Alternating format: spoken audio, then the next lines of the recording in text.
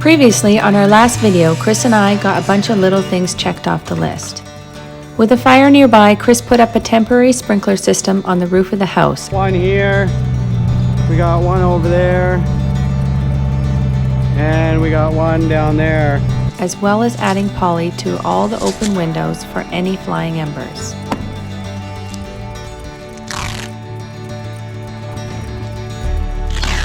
Chris also finally finished pouring the concrete footing for the pad we plan to set our boiler on. And together we nailed in the rest of the 2x4 soffit supports.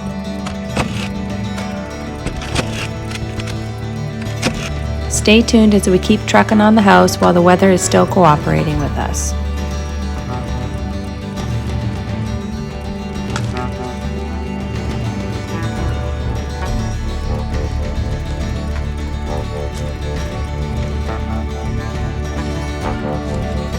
I'm gonna try putting some of this valley flashing up, which I think it looks okay. We'll find out when we start putting it up there, but other than that, there's not a lot I can do. I kind of needed my flashing since we're done all of our soffit framing, but we'll plug away and see how it goes.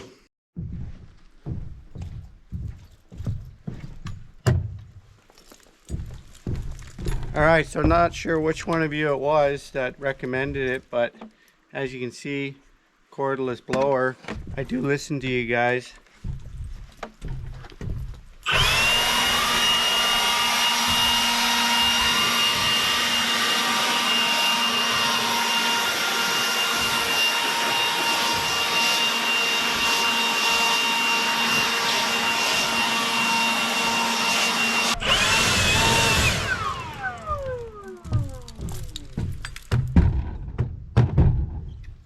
Works pretty good. So this valley flashing is what they call a W flashing, and then I also had them hem over the ends, which means they take them and they fold them over. They're supposed to be folded flat, but they didn't do it, so I'll just have to squish them down. But that's to keep any water. If it wanted to come back up, it can't. Now this one's supposed to be a 312 to an 1112, but as you look at it, it's formed the same on either end. So they obviously didn't pay attention to that, but I even think that we're off on what it should be anyway.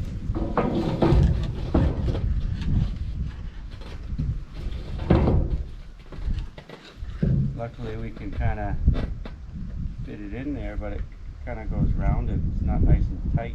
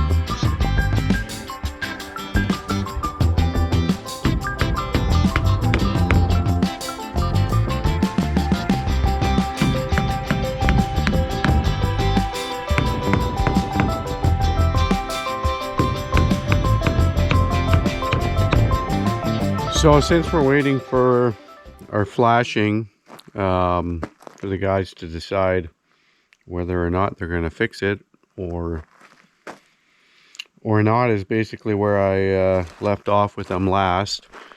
I figured we should probably get on to our boiler slab and foundation. So I formed up the bottom yesterday when I came up, and then today I'm hoping that I can get the inside wall plywooded and then start on doing some rebar. I don't remember what I had planned when I dug this footing. I think I planned on doing it the same height as what our house was, but it seems a little low to me. But we're gonna get the laser set up first, and then we'll shoot it to the house and then see how low it is, and then start cutting our plywood and leveling that out and sticking it on.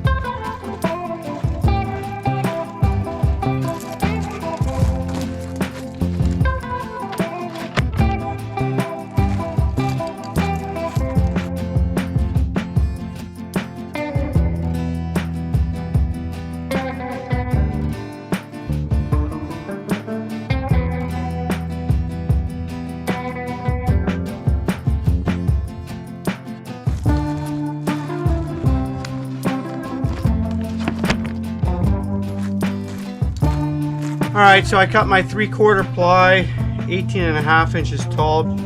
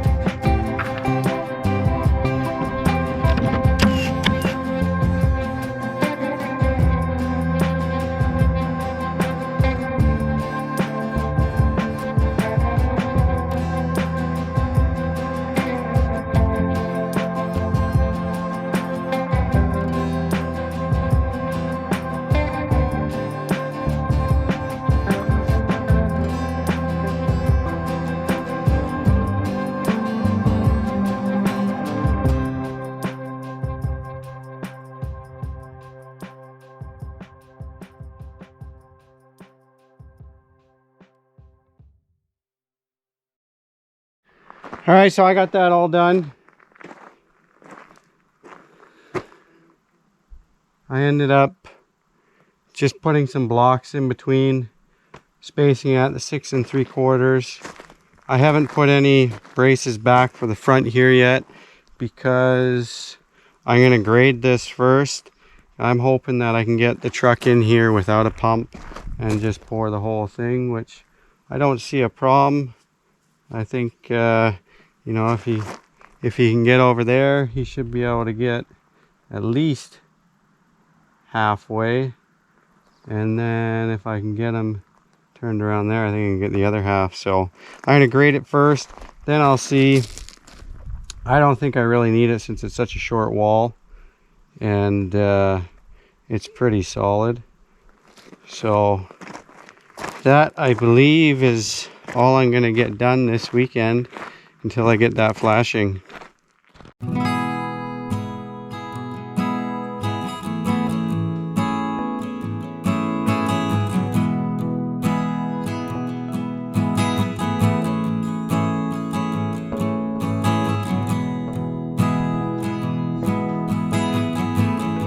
With Chris away the last few weekends on his own, I have had no dull moments for the kids and I back home.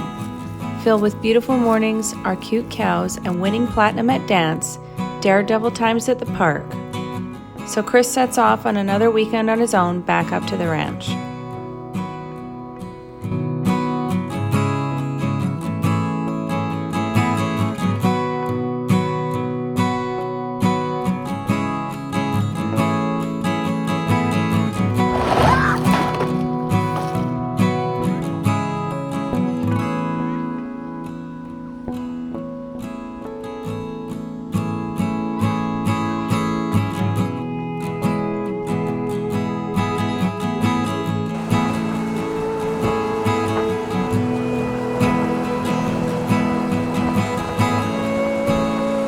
So we are back, or we as in I am back up here. It's Monday morning. I came up yesterday, Sunday evening. I got concrete coming this morning to finish that footing for the boiler pad we're going to be doing. So I got that ready to go.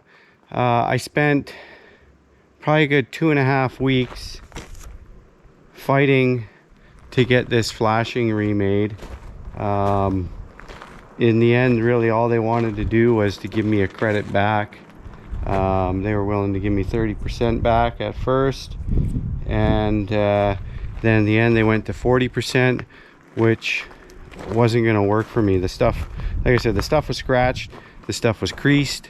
You know, the scratch stuff was just going to start to rust, and then it would fester underneath everything, and then, you know, in a matter of 3 to 5 years, your trim's all gonna start rusting out. So like I said, it wasn't an option. The supplier I dealt with, which wasn't the company that bent the stuff, had said that they didn't see an issue with it, which I'm quite surprised that you know, they deal with thousands of feet of this stuff and sell it to end users, contractors, and they said that I'm the only one that has had a problem with it. I wasn't willing to settle, so they ended up remaking it. Now I've just unbundled this and realized this is my replacement valley pan, and you know, they can't even do that right. Like, it was supposed to have 180-degree hem on here like all the other ones. But obviously they don't care enough to do that, so I'm a little worried as I go through these pile of other flashings. What are they gonna look like? So I'm gonna get those unloaded, put in the garage. I was gonna put on this valley. I'm uncertain now if I'm gonna use it or not.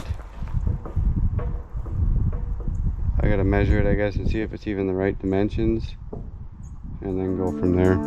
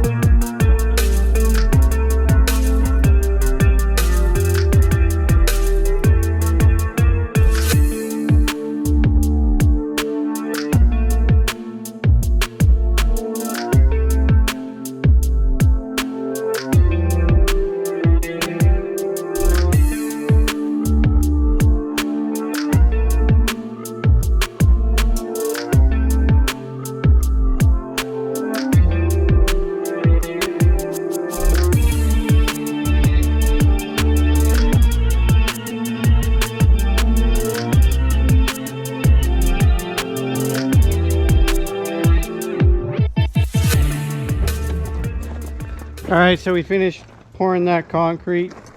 It turned out fairly well, I think. Since when I do the slab, I'm going to put the slab over the footing wall, just so that you can't see the footing wall, the break in there. It doesn't really matter too much what the top looks like, but I troweled it. I didn't spend a lot of time on it, but it'll be good enough.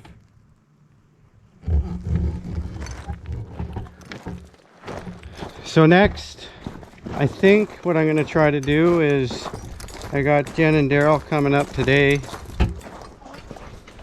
to help me, and I think I'm going to start with putting some of this building wrap on. And I'm hopefully going to get the first layer around the whole house done when they come up. But I'm just going to do this front section of the office here. And I think I'm going to attempt to put those 2 windows in and see how that goes.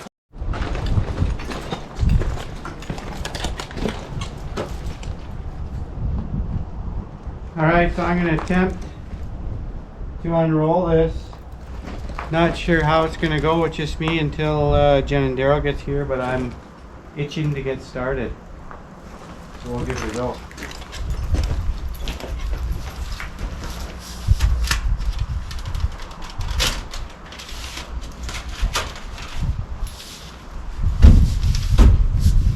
That's cool.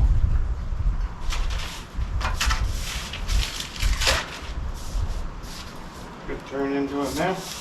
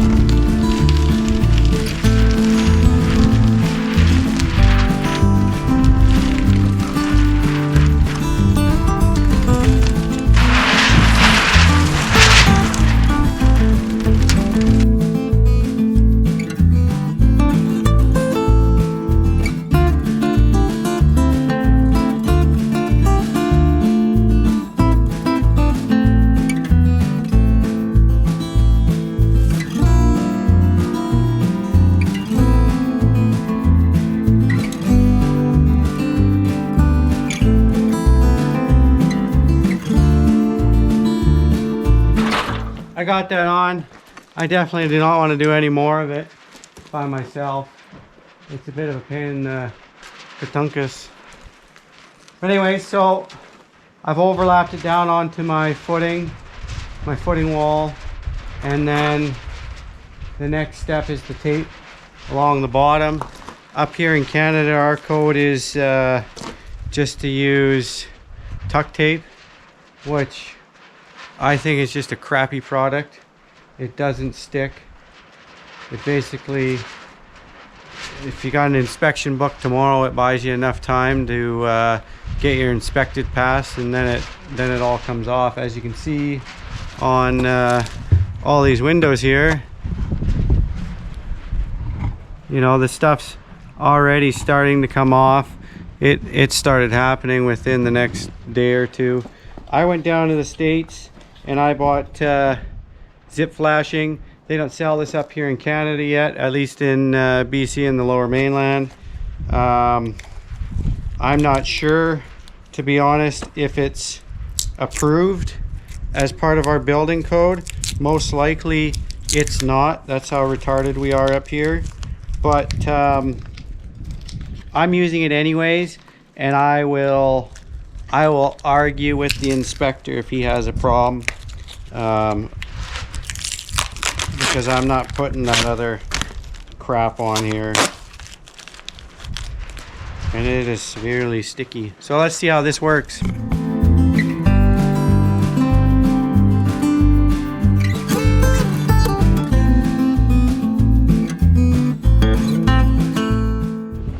right, so I just finished these 2 windows on our office, and I want to say for doing my first set. Now I've done windows in the past, but I've never done them proper, I guess, in terms of knowing what I know now and how I did these. The way I did them was the old school method, where you fold your either your building wrap or your tar paper inside, and then you throw your window in, and then you tuck tape it, and you're just asking for problems getting water on the inside. Whereas this time it was cut the whole building wrap out, tape all your edges except for the top, fold the top building wrap up, silicone your window, throw it in, then tape your top, then tape your sides again, and then tape your top again once you fold the building wrap down. So I'll show you. These are the first 2 out of 31. I almost used a full roll of the zip flashing tape just on these 2 windows alone, so obviously I'm going to have to get more, which means more trips down in the States and getting them across. So I've got the building wrap, the first layer on around the whole house. I had Jen and Daryl help put that up, which made it a lot easier. Now I'm going to put these 2 front entrance windows in, so I'll show you how I do that.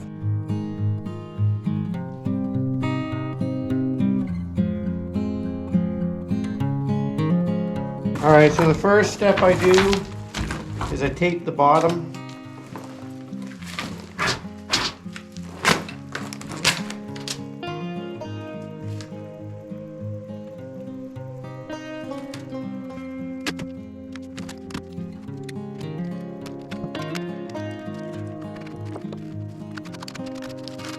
Then I get my stretch tape. And it's been sliced in 2 spots, so you can pull the one side off first.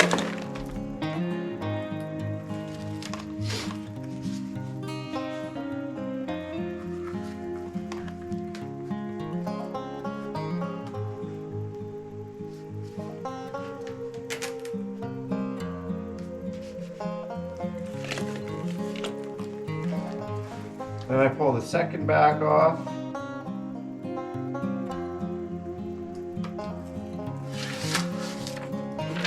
And I think this is the most fun. You just grab it and pull.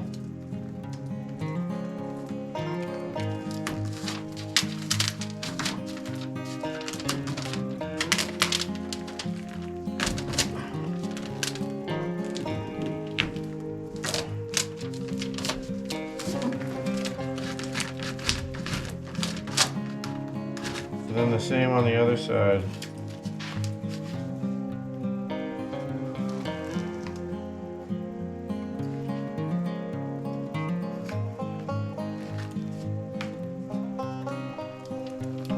And it actually stretches even better when it's warm, but right now we're, I don't know, probably hovering around the 9 degrees Celsius.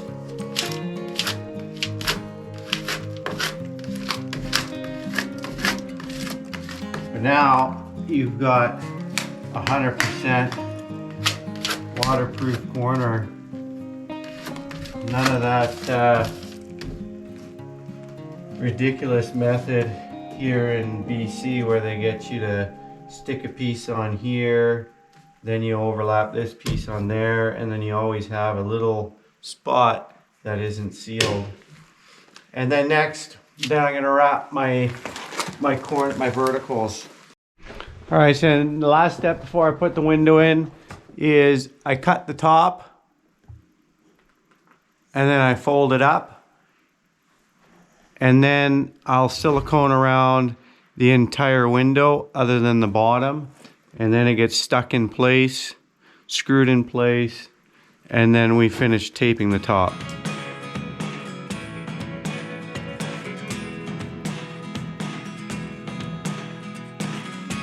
I never really know what's going on.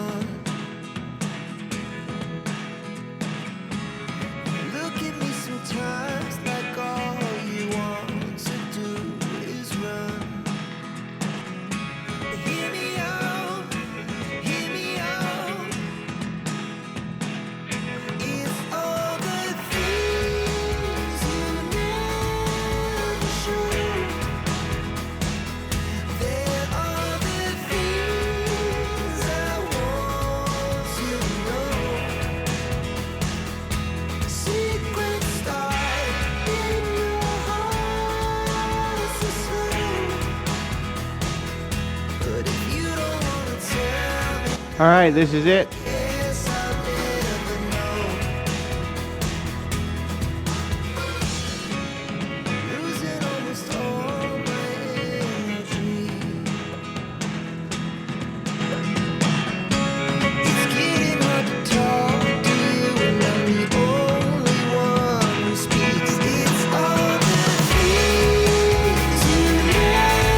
Thanks for watching. Don't forget to like, comment, and subscribe for more.